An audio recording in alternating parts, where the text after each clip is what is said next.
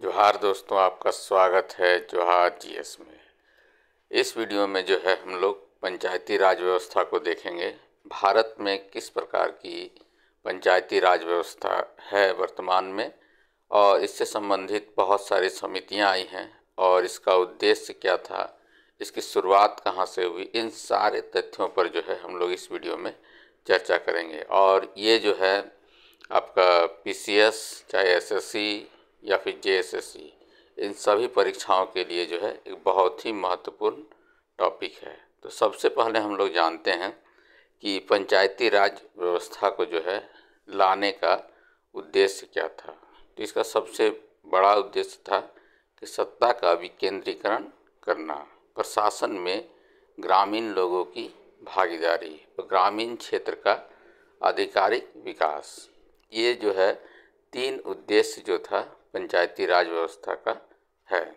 साथ ही साथ ऐसा है कि पूरे विश्व में कहा जाए तो भारत ही एक ऐसा देश है जहाँ पर मतलब प्रशासन जो है 3 में बटा हुआ है। जैसे कि केंद्र में एक शासन व्यवस्था है, फिर राज्य में एक शासन व्यवस्था है, और फिर निचले सबसे नीचे स्तर में जो है, चाहे वो पंचायती राज व्यवस्था हो, चाहे वो नगर निगम व्यवस्था हो, ये 3 स्तरों का जो है मतलब शासन व्यवस्था ये भारत में ही पाया जाता है। तो सबसे पहले हम लोग जो है इसके पृष्ठभूमि या इतिहास को देख लेते हैं। विश्व में सर्वप्रथम स्थानीय शासन जो है भारत में ही प्रारंभ हुआ था। अगर चोल शासक के समय से बात करें तो चोल शासक प्रांतक प्रथम के शासन में इस व्यवस्था को देखा जाता है। ऐसे भी जो है इतिहास में जो है चोल शासन जो है स्थानीय शासन व्यवस्था के लिए जाना जाता है। इसका प्रमाण हम लोग को कहाँ से मिलता है, तो उत्तर मेरूर अभिलेख कांचीपुरम तमिलनाडु से जो है मिलता है, जिसमें ये वर्णन है कि चोल शासन में जो है स्थानीय शासन व्यवस्था सम्मिलित थी और ये बहुत ही उन्नत किस्म की शासन व्यवस्था थी। फिर आधुनिक भारत में जो है लॉर्ड रिपन 1882 में जो है स्थानीय शासन को प्रारंभ किया। इसीलिए जो है लॉर्ड रिपन को जो है स्थानीय स्वशासन का पिता भी कहा जाता है। इसके बाद जो है मॉन्टेग्यू चैम्सफोर्ड एक्ट जब आया तो 1919 में जो है स्थानीय शासन का प्रावधान उसमें किया गया। ये तो हो गया इसका इतिहास कि स्थानीय शासन व्यवस्था का जो है या फिर पंचायती शासन व्यवस्था का जो है किस प्रकार का इतिहास रहा। वर्तमान समय में जो है हमारे संविधान में जो है किस प्रकार के संवैधानिक प्रावधान है, उसको भी अब हम लोग देखते हैं। तो पंचायती राज्य से संबंधित संवैधानिक तथ्य। तो पंचायती राज व्यवस्था जो है राज्य के नीति निर्देशक सिद्धांत या भाग में जो है ये सम्मिलित है। ये भाग 4 का जो है इसमें वर्णन किया गया है, यानी कि संविधान के भाग 4 में जो है पंचायती राज व्यवस्था का वर्णन है। ये कितना से कितना अनुच्छेद में है, तो ये जो है अनुच्छेद 36 से 51 में ये जो भाग 4 है वो 36 से 51 तक है, जिसमें अनुच्छेद 40 में जो है पंचायती राज व्यवस्था से संबंधित ग्राम पंचायतों का गठन से संबंधित प्रावधानों का उल्लेख हमारे संविधान में किया गया है। इसे संवैधानिक दर्जा कब मिला, तो भारत जब आज़ाद हुआ तो पंचायती राज व्यवस्था था, लेकिन संविधान में जो है इसको दर्जा नहीं दिया गया था। तो इसको संवैधानिक दर्जा जो है 73वां संविधान संशोधन 1992 के द्वारा इसे मिला। पंचायती राज व्यवस्था को इसे अनुसूची 11 में शामिल किया गया और भाग 9 में इसमें अनुच्छेद जो है 16 जो कि 243 से 243 क्यू तक, यानी कि 243 ए से लेके 243 क्यू तक जो है पंचायती राज व्यवस्था से संबंधित अनुच्छेद सम्मिलित हैं। इसमें कुल विषय कितने हैं, तो इसमें कुल विषय जो है 29 है, जो कि राज्य सूची में शामिल है। इसे लागू कब किया गया, तो 24 अप्रैल 1993 को। इसलिए 24 अप्रैल को जो है पंचायती राज्य दिवस मनाया जाता है। तो ये हो गया पंचायती राज व्यवस्था से संबंधित इतिहास और संवैधानिक रूप में ये जो है भारत के संविधान में किस रूप में सम्मिलित है। अब हम लोग देखेंगे कि ये पंचायती राज व्यवस्था जो आया उससे संबंधित अलग अलग समय में अलग अलग समितियां भी आई। तो उन समितियों का क्या कहना था, उन्होंने क्या मतलब प्रावधान किया, इससे संबंधित तथ्य भी बहुत ही महत्वपूर्ण है। तो पंचायती राज व्यवस्था से संबंधित जो है प्रमुख समितियां हैं, इसमें सबसे प्रमुख अगर कहा जाए तो बलवंत राय मेहता समिति है जो कि 1957 में आया। इसके बाद अशोक मेहता समिति 1977, PV.K. राय समिति 1985 में, LM सिंघवी समिति 1986 में। देखिए प्रश्न अगर हम लोग परीक्षा की दृष्टि से बात करें तो बलवंत राय मेहता समिति से अक्सर प्रश्न आते हैं, इसलिए इनको जो है ज़रूर याद रखिए। तो इनकी क्या सिफारिशें थी इसको हम लोग जानते हैं। तो बलवंत राय मेहता समिति 1957 में आया। बलवंत राय मेहता को जो है पंचायती राज्य का पिता भी कहा जाता है, वास्तुकार भी कहा जाता है एवं शिल्पकार भी कहा जाता है। इन्होंने जो सिफारिश की ये त्रिस्तरीय पंचायती राज व्यवस्था की जो है इन्होंने सिफारिश की। तो ये त्रिस्तरीय किस प्रकार का था, तो ये जिला परिषद, पंचायत समिति एवं ग्राम पंचायत, यानी कि पंचायती राज जो होगा वो 3 स्तरों में बटा हुआ होगा। इस सिफारिश को प्रधानमंत्री जवाहरलाल नेहरू द्वारा जो है स्वीकार कर लिया गया और इसे सर्वप्रथम 2 अक्टूबर 1959, ये डेट भी बहुत इम्पोर्टेंट है, 2 अक्टूबर 1959 को जो है इसे लागू किया जाता है। उस समय जो तत्कालीन प्रधानमंत्री जवाहरलाल नेहरू थे उनके द्वारा। किस राज्य में लागू किया गया, इसे राजस्थान में लागू किया गया। जिला कौन सा था, नागौर, और गांव कौन सा था, बागदरी। तो इस प्रकार हम लोग कह सकते हैं कि भारत में जो है पहला जो है वो कौन सा राज्य था जिसमें पंचायती राज व्यवस्था लागू किया गया, तो वो राजस्थान था। इसके बाद अन्य राज्यों में भी लागू हुआ। तो इसको भी जो है क्रम से याद रखिएगा। तो सबसे पहले राजस्थान में, इसके बाद आंध्र प्रदेश, फिर तीसरे नंबर पर असम और चौथे नंबर पर तमिलनाडु। तो इन सभी राज्यों में जो है एक के बाद एक जो है पंचायती राज व्यवस्था लागू की गई। अभी तक जो है इसे संवैधानिक दर्जा नहीं मिला था, सिर्फ समिति का सिफारिश आ रहा था। वो मैंने बताया कि कब उसे संवैधानिक दर्जा मिला, तो ये मतलब ये नहीं कंफ्यूज मत कीजिएगा कि 1992 में जो है इसे संवैधानिक दर्जा मिला, लेकिन 1900 जो है इसे राज्य में जो है 1959 में ही लागू कर दिया गया। तो अभी तक जो है संवैधानिक दर्जा नहीं था। इसके बाद और भी समितियां आई, उसमें जो है अशोक मेहता समिति 1977, इसने जो सिफारिश किया वो द्विस्तरीय पंचायती राज्य की जो है सिफारिश किया। तो ये द्विस्तर क्या क्या था, तो जिला परिषद और मंडल समिति। और इसमें कहा गया कि राजनीतिक पार्टी को अपने चुनाव चिन्ह के साथ चुनाव में भाग लेने की अनुमति हो, ऐसा सिफारिश इस समिति ने किया था। यानी कि इसमें भी इस समिति के द्वारा ये कहा गया कि जो राजनीतिक पार्टियां हैं वो चुनाव चिन्ह के साथ जो है पंचायती राज्य व्यवस्था के तहत जो चुनाव होगा उसमें वो भाग लें। इसके बाद है PV.K. राय समिति 1985। इस समिति ने पंचायती राज्य में जो है आरक्षण दिए जाने की सिफारिश की। इसके बाद है LM सिंघवी समिति 1986। इस समिति ने सबसे पहले पंचायती राज्य को संवैधानिक दर्जा दिए जाने की सिफारिश की। देखिए यहाँ से शुरुआत होता है कि इसे संवैधानिक दर्जा दिया जाए। फिर आता है PK थुंगन समिति 1988। इस समिति ने पंचायती राज्य को संवैधानिक दर्जा देने की सिफारिश की। इस समिति के सिफारिश से 73वां संविधान संशोधन 1992 में हुआ। पंचायती राज्य को संवैधानिक दर्जा प्राप्त हुआ। उस समय जो तत्कालीन प्रधानमंत्री थे वे थे पीवी नरसिम्हा राव।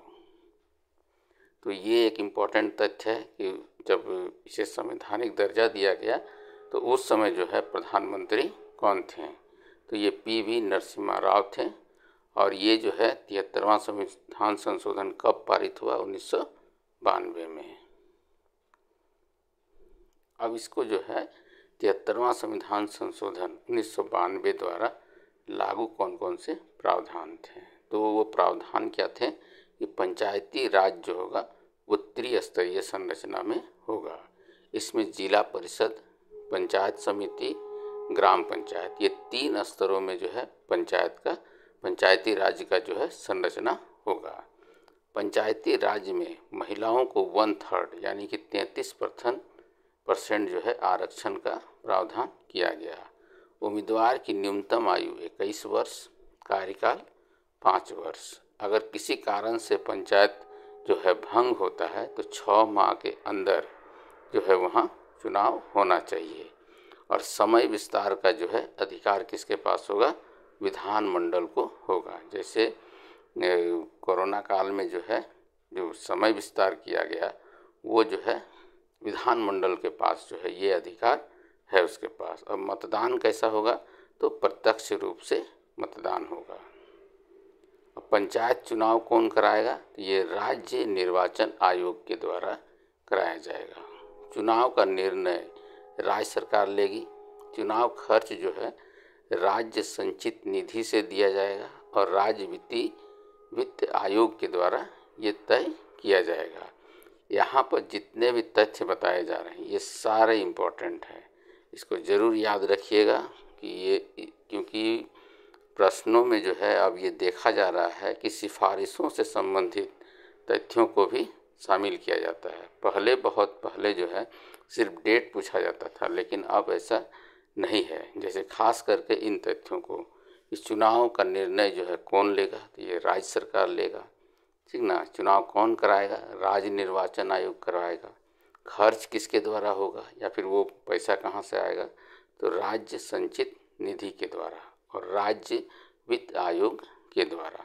इस अधिनियम का अनुपालन कर चुनाव कराने वाला पहला राज्य कर्नाटक था। यानी कि जो वर्तमान में जो प्रावधान है उसके तहत जिस राज्य ने जो है सबसे पहले चुनाव कराया तो वो राज्य कौन सा था? कर्नाटक था, ठीक ना। ये सबसे पहले पंचायती राज व्यवस्था राजस्थान में लागू हुआ, लेकिन जो वर्तमान प्रावधान है उसके तहत जो है चुनाव जो करवाया गया वो सबसे पहले जो है कर्नाटक में करवाया गया।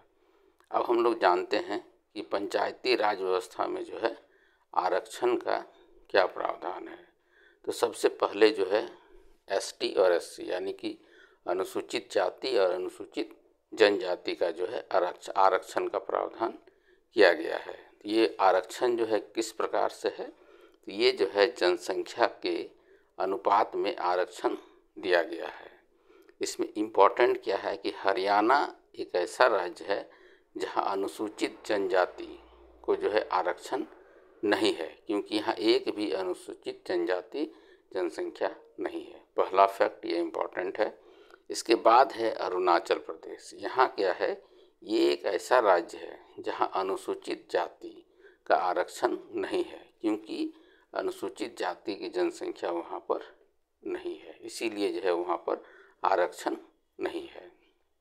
अब जो है ओबीसी यानी कि जो बैकवर्ड कास्ट है उसका आरक्षण का क्या प्रावधान है? तो मूल संविधान में जो है ओबीसी को आरक्षण का प्रावधान नहीं है, लेकिन राज्य सरकार चाहे तो विधानमंडल द्वारा कानून बनाकर ओबीसी को आरक्षण दे सकती है।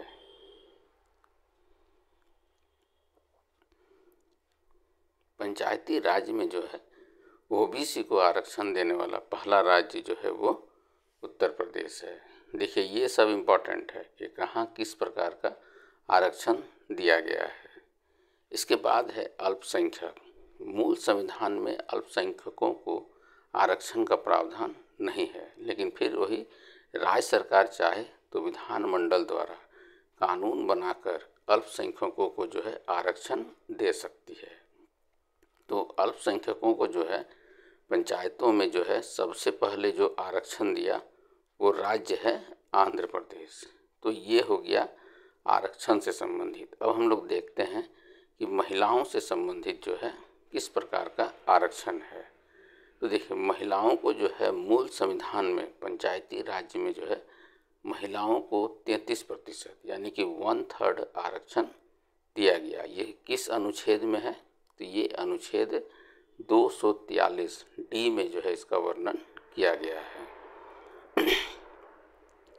इसके बाद है 110वां संविधान संशोधन बिल 210 द्वारा जो है महिलाओं को 50% आरक्षण देने का प्रावधान लाया गया था, परंतु यह बिल पास नहीं हो सका।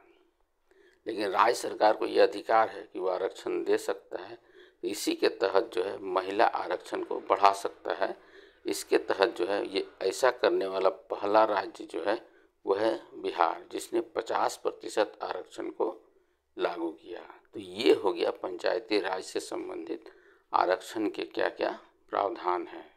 इसमें जो है खास करके जैसे ये महिला वाला जो है 50% आरक्षण किस राज्य में दिया गया, मोस्ट इम्पोर्टेंट है। इसके बाद जो है सबसे पहले अल्पसंख्यक को किस राज्य ने जो है आरक्षण का दर्जा दिया, फिर ओबीसी को, फिर एसटी का आरक्षण कहाँ है और फिर एससी का कहाँ नहीं है या फिर एसटी का कहाँ नहीं है। इससे संबंधित तथ्य को जो है एकदम याद करके रखिए, वो कौन कौन से राज्य हैं। ये बहुत इम्पोर्टेंट है परीक्षा की दृष्टि से। अब हम लोग देखते हैं कि कहाँ कहाँ पंचायती राज्य व्यवस्था जो है वो लागू नहीं है। तो ऐसे 3 राज्य हैं और एक संघ शासित प्रदेश है। तो 3 राज्य कौन कौन से हैं? तो ये है नागालैंड, मेघालय, मिजोरम। यहाँ पर जो है पंचायती राज व्यवस्था नहीं है। यहाँ पर जनजातीय परिषद काम करती है उसके जगह पर। और एक जो है दिल्ली, यहाँ पर भी जो है पंचायती राज व्यवस्था नहीं है। इसके अलावा पश्चिम बंगाल के दार्जिलिंग क्षेत्र में भी जो है पंचायती राज्य लागू नहीं है। जम्मू कश्मीर में जो है पहले हल्का पंचायत था, लेकिन 370 और 35A के हटने के बाद अब वहाँ भी त्रिस्तरीय पंचायती राज्य होगा। ये मोस्ट इम्पॉर्टेंट तथ्य है कि जम्मू कश्मीर में जो है पहले कौन सा पंचायत चलता था और अब कौन सा पंचायती व्यवस्था वहाँ लागू होगा। तो पहले जो है हल्का पंचायत था और अब जो है वहाँ पर त्रिस्तरीय पंचायती राज व्यवस्था लागू होगी।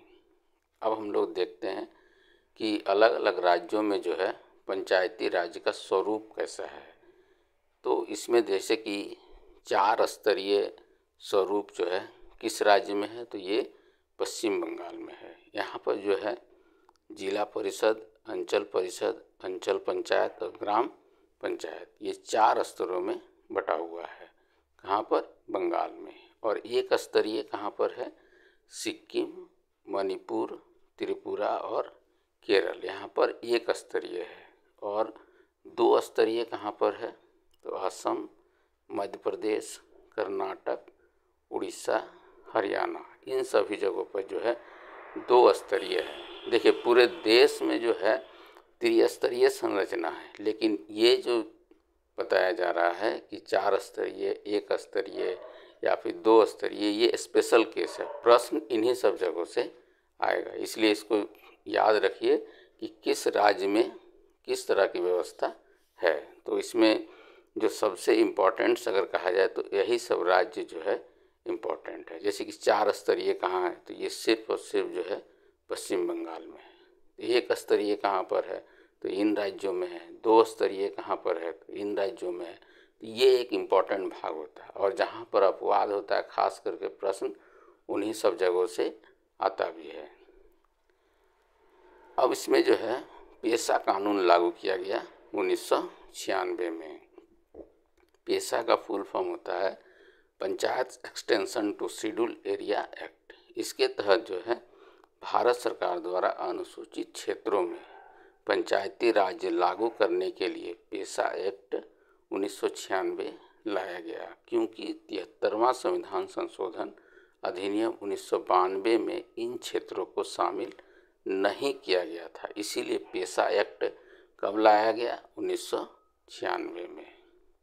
ठीक ना। तो ये जो है सभी तथ्य एक तरह से कहा जाए पंचायती राज व्यवस्था से जो है एक जगह संकलित करने का प्रयास किया गया है, जो आपके परीक्षा को जो है परीक्षाओं की दृष्टि से जो है तैयार है। और इन तथ्यों का अगर आप कर लेते हैं तो इससे संबंधित जो प्रश्न आते हैं वो नहीं छूटेगा।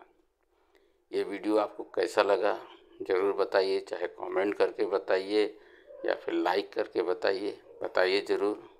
धन्यवाद।